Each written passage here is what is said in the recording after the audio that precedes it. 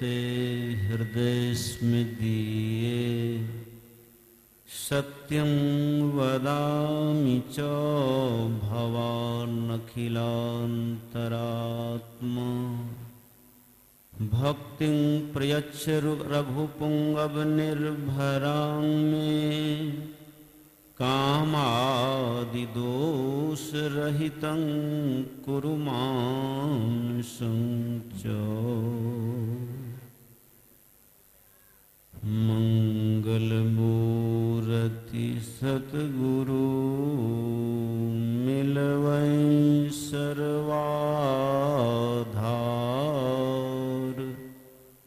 मंगलमय मंगलकरण विनवो बारंबार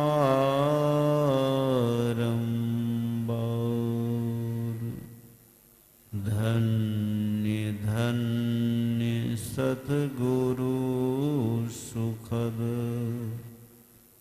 महिमा कही न जाय जो कुछ कहूँ तुम्हारी कृपा मोते कछो न बसा। प्रेम से बोलिए श्री सद्गुरु महाराज की जय। श्री सद्गुरु महाराज की जय। श्री सद्गुरु महाराज की जय। वक्ता व्यक्त स्वरूपाय गुरुदेव के पावन श्री चरणों में कोटिशः प्रणाम। संत मत के वर्तमान आचार्य श्री के चरणों में कोटिशः प्रणाम। मंचासीन पूज्य गुरुजनों के चरणों में प्रणाम। आदरणीय सत्संग प्रेमियों, आदरणीय माताओं एवं बहनों, लोग जत्र तत्र से यहाँ पंजाब के माछी लौड़े साहब में एकत्रित होकर के सत्संग कर रहे हैं। यह संतमत का सत्संग है और संतमत सत्संग के द्वारा ज्ञान योग युक्त ईश्वर भक्ति का प्रचार होता है, जिसकी बहुत बड़ी आवश्यकता है। और यहाँ इस माछीवाड़े की जो धरती है पंजाब की है, यह प्रणम्य है। बड़े महापुरुष यहाँ लिए अवतार लिए, गुरु नानक साहब, गुरु गोविंद सिंह जी और महापुरुष सब। तो दरअसल में उनके ज्ञान को हम लोग जाने तो संतमत के सत्संग में क्या होता है, शुद्ध ग्रंथों का पाठ होता है, वह विषय होता है, वक्ता लोग उसको दोहराते हैं।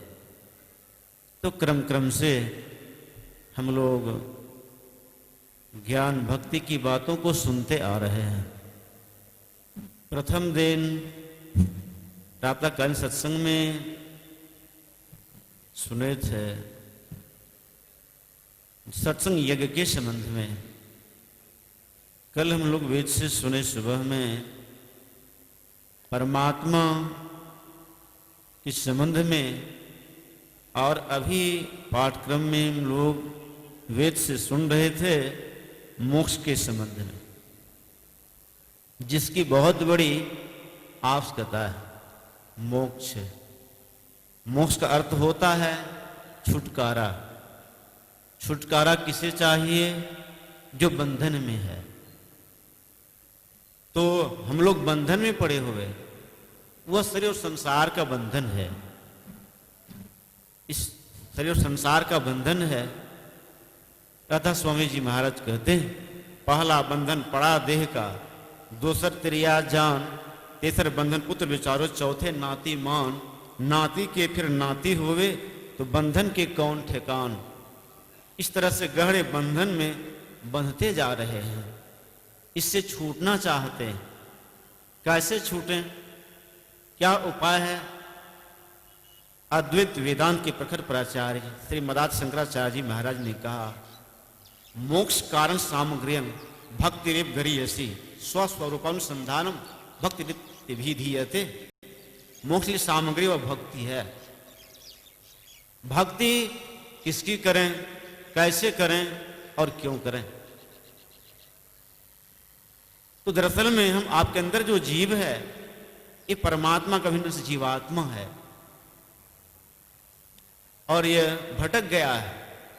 हम लोग गाते हैं, युग युगान चहुखानी में भ्रमी भ्रमी दुख भूरी। युग युगान से जीव भटका हुआ है। परमात्मा और कारण दया करके मानव का तन दिया। क्यों? मोक्ष को प्राप्त करने के लिए। कैसे प्राप्त करेंगे? मोक्ष की सामग्री तो भक्ति है। भक्ति कैसे करें? मोक्ष को प्राप्त करने के लिए क्या करें? इसके लिए ध्यान की जरूरत है और ध्यान के बिना परमात्मा को नहीं प्राप्त कर सकते हैं। गुरुदेव कहते हैं, चहु दिश फिरे जगत में और उक्तता देता फिरे, ध्यान शांति आवे लोगों कितनों घिरे। इसके लिए ध्यान की जरूरत है। अब ध्यान कहते किसे? का परिभाषा है ध्यान शून्यगत मन। शून्यगत मन को ध्यान कहते हैं। ध्यान निर्विषय मन, निर्विषय मन को ध्यान कहते हैं। यह होगा कैसे? इसके लिए योग की जरूरत है। योग कहते मिलन को। जीवात्मा और परमात्मा का मिलन कैसे होगा? इसे नानक बाबा ने कहा, जोग न खिंथा जोग न दंडे, जोग न भस्म चढ़ाइए, जोग न मुंदी मुड़ी मुड़ाई, जोग न संगी वाइए। यहां तो गली गली योग न होई। योग क्या है? इसके लिए योगी बनना होगा। किसी को कहें भाई आप योगी बन जाइए, सोचते हैं घर बार छोड़ना होगा, धन संपत्ति त्यागना होगा। लेकिन संत महात्मा की नहीं कहते। एक दृष्टि के संसारी जाने योगी कहिए सोई। जो अपने दृष्टिधारों को एक करना जानते हैं वे योगी होते हैं। आप कैसे करेंगे? दोनों का मिलन होगा कैसे? इस संत सदगुरु से सीखना होगा। कबीर पूरे गुरु बिना पूरा शिष्य न हो, गुरु लोभी शिष्य लालची दुनि दाजन हो। इसलिए पूरे सच्चे सदगुरु से इस ज्ञान को सीखना चाहिए। ऐसे आंख बंद के बैठ जाते हैं और कहते हम ध्यान करते हैं। दरअसल में यह ध्यान ध्यान नहीं है। पातन योग दर्शन में पतंजलि मुनि अष्टांग योग का वर्णन करते हैं। योग के 8 अंग हैं और 8 अंग में ध्यान योग का 7वां अंग है। यम, नियम, आसन, प्राणायाम, प्रत्याहार, धारणा, ध्यान, उसके बाद समाधि है। जब छठे में पूर्ण होंगे तब आपका ध्यान बनेगा। ध्यान करेंगे अंत उद्गति होगी और उसी का कल्याण होगा। और अंतर में जो ध्यान करते हैं, यदि शैल समं पापम विस्तरणम बहुयोजनम भिद्यते ध्यान योग नान्यो भेद करा जाना, पहाड़ के समान पाप का ढेर हो वह ध्यान योग से नष्ट हो जाता है। जैसे पहाड़ के समान लकड़ियों का ढेर हो, एक चिन्ह की आग दे दीजिए वो सब लकड़ियां भस्म हो जाती। ऐसे महापुरुष कहते हैं, संत लोग कहते हैं, अंतर में ध्यान करने से पाप का क्षय होता है। इसका मतलब ये नहीं हम ध्यान भी करें पाप भी करें कट जाएगा, सो बात नहीं। आया है अस्मेत सहस्त्राणी वाजपेयी शतानी च सुखमना ध्यान योगस षोडशी, हजारों वाजपेयी यज्ञ करें, अस्मेत यज्ञ करें सुखमना ध्यान योग के अंश मात्र ध्यान करते हैं तो 16 में अंश के बराबर भी इस अस्मेध वाजपेयी यज्ञ नहीं है। एक अनुगत ध्यान करते सुखमना में, सुखमनैव परम तीर्थम, सुखमनैव पर गति, सुखमनैव परम ध्यानम, सुख मनेव। परागति इस तरह से आया, सुख मास के दुनिया में कोई तीर्थ नहीं है, कोई ध्यान नहीं है। ध्यान कहां करना है? अपने अंदर सुख मना में। वो कहां है? शरीर के अंदर 72 करोड़ नाड़ियां हैं, उसमें 101 प्रधान, उसमें 3 प्रधान है। ईड़ा भगवती गंगा, पिंगला यमुना नदी, ईड़ा पिंगलयोर मध्य सुखमना च सरस्वती।